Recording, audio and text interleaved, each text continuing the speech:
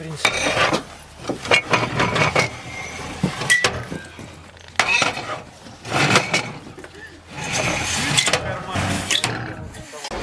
is the Alligator attack helicopter.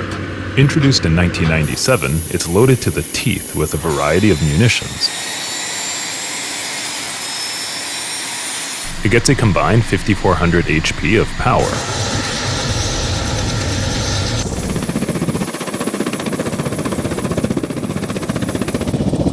Getting a max speed of 310 kilometers an hour.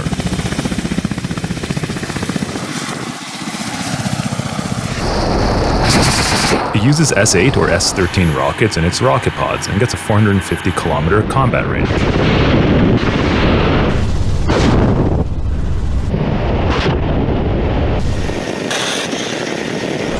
It can also rock Ataka or Vickr anti-tank missiles.